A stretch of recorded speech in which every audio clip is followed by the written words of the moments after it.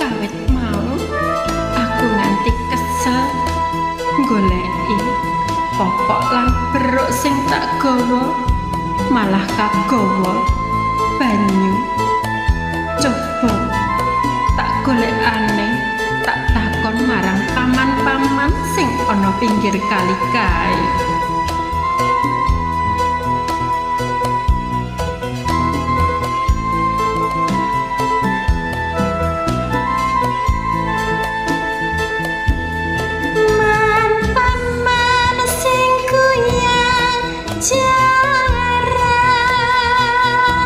Sopo to kae cilik-cilik goleki popok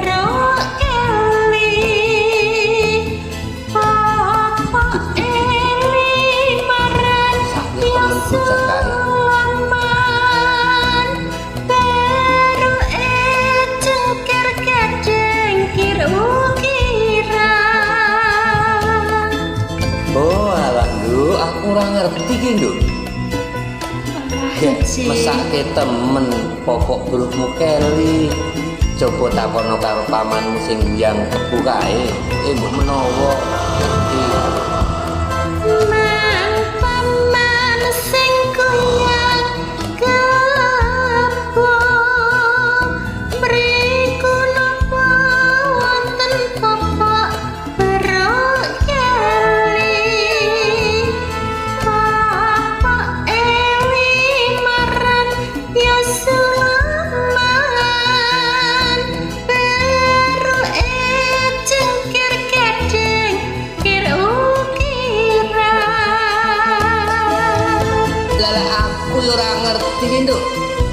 Iki mau yo ora ketok ana popok bruk Kelly tutur piye nek ora popok. Dadane simbok kalih kayi kula kok yo coba takono pamanmu sing yang sapi.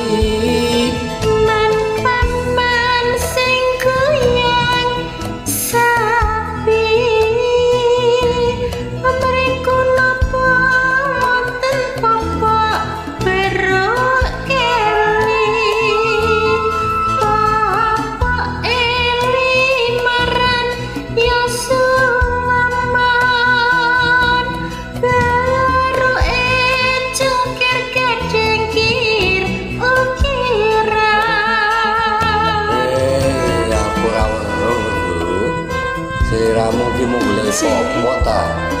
Aku ora ngerti popok belum nendi ora ketok Kelly mrene iki coba takono nini sing mutusi kae mbok menawa ya ero ya.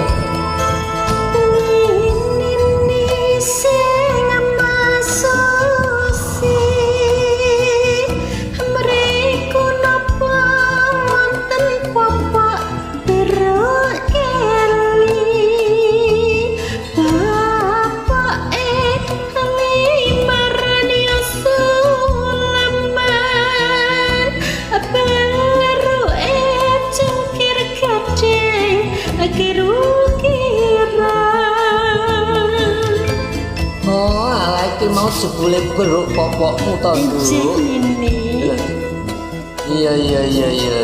Ning tak wenehke ana syarate. Ana syarate yo, Nduk. Kowe kudu gelem tak entokke anakku. Bagus.